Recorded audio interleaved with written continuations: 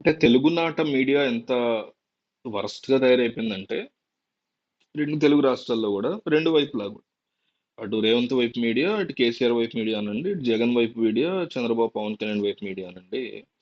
ఎంత గబ్బుగా, ఎంత వరస్ట్‌గా తయారైందంటే, బేసిక్ లాజిక్స్ వదిలేసి అవతల వాళ్ళ మీద బురద జల్లేయాలి. రీసెంట్‌గా మీరు చూస్తే జగన్మోహన్ రెడ్డి కడప ఎంపీగా పోటీ చేస్తూ అక్కడ అవినాష్ రెడ్డి రాజీనామా చేసి ఈయనెళ్ళి కడప ఎంపీగా పోటీ చేసి ఢిల్లీ వెళ్తారంట.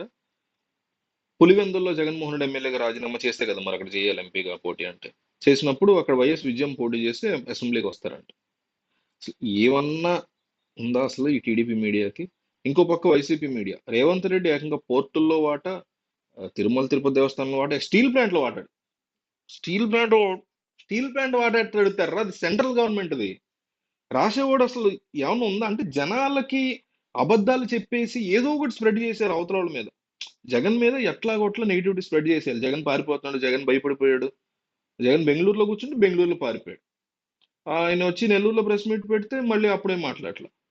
లేకపోతే చంద్రబాబు నాయుడు ఇంకా మొన్నే అధికారంలోకి వచ్చాడు ఆయన, అప్పుడే ఫ్రీ బస్సు గురించి చేతులు ఎత్తేసాడు అని చెప్పి రాస్తున్నారు వైసీపీ మీడియా వాళ్ళు. అసలు మీడియా యొక్క పాత్ర ఏంటంటే, వాళ్ళకి ఇదివరకు ఎట్లా ఉండదంటే లైట్ గా క్రిటిసైజ్ చేసి అవతల వాళ్ళకి భజన చేయటం. ఇప్పుడు కంప్లీట్ గా అవతల వాడు ఎందుకు పనికిరాడు అని ప్రూవ్ చేస్తూనే అధికారంలోకి రావడం. మీరు అబ్జర్వ్ చేస్తే తెలంగాణలో కూడా కేసీఆర్ తాలూకా మీడియా తెల్లారిన దగ్గర నుంచి ఒకటే చేస్తుంది: రేవంత్ పనికిరాడు, రేవంత్ ఎందుకు పనికిరాడు, రేవంత్ చేయలేడు, పాలించలేడు. ఇది కథ. దానివల్ల ఏంటి, రేవంత్ మీద అట్లా అట్లా యాంటీ ఇంక్యుబెన్స్ క్రియేట్ చేసి ఉన్న బెస్ట్ ఆప్షన్ మనమే కదా వచ్చేయాలి అధికారం. ఇట్లా ఈ రకమైనటువంటి పరిస్థితులు కనిపిస్తున్నాయి ఏపీ, తెలంగాణలో. రీసెంట్ గా వైసీపీకి సంబంధించినటువంటి మీడియా చంద్రబాబు నాయుడు, రేవంత్ రెడ్డి భేటీ తర్వాత తీసుకొచ్చినటువంటి అంశం ఏంటంటే, పోర్టుల్లో వాటా. ఆల్రెడీ కృష్ణపట్నం పోర్టు, ఇంకో పోర్టు జగన్మోహన్ రెడ్డి అదాని చేతిలో పెట్టారు. ఆ అదాని నరేంద్ర మోడీకి పిచ్చ క్లోజ్ కాబట్టి ఆయన్ని క్వశ్చన్ చేసేటువంటి దమ్ము, అదానిని క్వశ్చన్ చేసి ఎవడమ్మన్నాడా నిన్న అదానికి, ఆ కొనేవాడికి అదాని ఎవడు, అమ్మడానికి నువ్వెవడు అని ప్రజల తరఫున క్వశ్చన్ చేసే దమ్ము చంద్రబాబుకి లేదు. చేతకానోళ్ళగా అమ్మేసినటువంటి వ్యక్తి జగన్మోహన్ రెడ్డి. వీళ్ళిద్దరి మధ్య నలిగిపోతేనే మన జీవితాలు, ఆంధ్రప్రదేశ్ జనాల జీవితం. సో పోర్ట్లు, అట్లాంటి పోర్ట్లను ఎట్లా రేవంత్ రెడ్డి అడుగుతారు? పోర్ట్లు వాడుకోవడానికి అవకాశం ఇస్తారు ఏమైనా ఉంటే. ఇప్పుడు ఉదాహరణకి తెలంగాణలో కూడా ఆ, సముద్రం ఉందనుకోండి. ఇప్పుడు చెన్నై తీసుకోండి, చెన్నై మన పోర్టులు వాడుకుంటది. ఎందుకంటే అక్కడ సంబంధించిన షిప్స్ కానీ, రిపేర్స్ కానీ, ఇష్యూస్ ఏవో ఉంటాయి. లేకపోతే కొన్ని ఎక్స్పోర్ట్స్ ఇంపోర్ట్స్ విషయంలో తేడాలు వస్తాయి. ఇది కొన్నాళ్ళు ఇక్కడ కాదు ఇక్కడ ఇంపోర్ట్ చేసుకుంటామండి మీ కృష్ణపట్నంలో అని చెన్నై కారిడార్ అడుగుతుంది మనల్ని. చెన్నై గవర్నమెంట్ అయితే మనం ఆ కారిడార్ ఇస్తాం, పోర్ట్స్ ఇస్తాం. అట్లా పనిచేస్తుంది. అసలు తెలంగాణలో అసలు ఇదే లేనప్పుడు మనం ఈ వాటాలు ఎందుకు ఇస్తాం అసలు?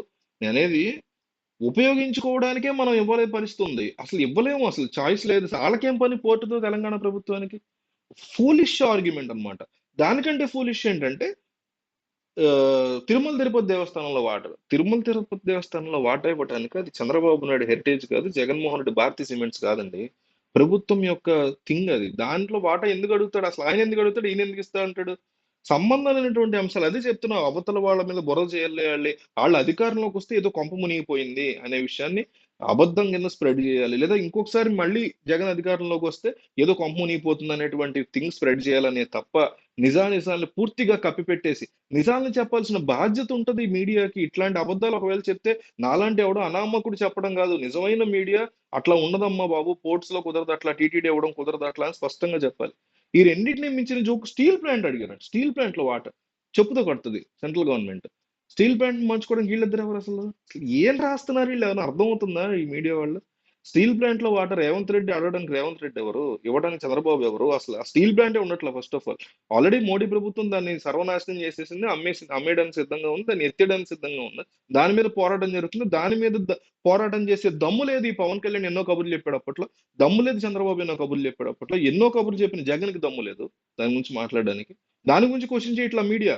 కానీ దాంట్లోంచి ఏదన్నా అంశాన్ని పట్టుకొచ్చి చంద్రబాబుని బ్యాడ్ చేసేయాలి, కుదిరితే జగన్ బ్యాడ్ చేసేయాలి.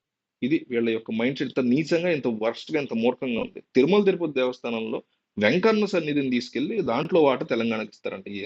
తెల్ల టీటీడీలో జరిగే ప్రతి దాంట్లో కూడా ధార్మిక సంస్థలకు సంబంధించి, విద్యా సంస్థలకు సంబంధించి ఇట్లాంటివి చేసుకోవడానికి, టీటీడీలో ఏమన్నా చేయడానికి తప్ప వేరే దానికి అవకాశమే లేదు. అట్లాంటిది కొన్నిసార్లు మన ప్రభుత్వాలు ఎన్నో తప్పులు చేసి దాన్ని ఆ ప్రభుత్వాన్ని దించిన సందర్భాలు కూడా ఉన్నాయి. సో, అట్లాంటిది ఏమి ఉండదు. ఆ రకమైనటువంటి చర్చలైతే జరగలేదు. వేరే ఏ రకాలైన జరిగి ఉండొచ్చు. వాళ్ళ పర్సనల్ లెవెల్‌లో వాళ్ళకేదైనా బిజినెస్‌లుంటే జరిగి ఉండొచ్చు. నిజంగా ప్రభుత్వాల గురించి కూడా మాట్లాడుకొని ఉండొచ్చు. అందులో తప్పేం లేదు. కానీ ఈ రకంగా మీడియా అర్థం పర్థం లేని అంశాన్ని స్ప్రెడ్ చేయడం చూస్తుంటే కంపరం కలుగుతుంది నాకైతే.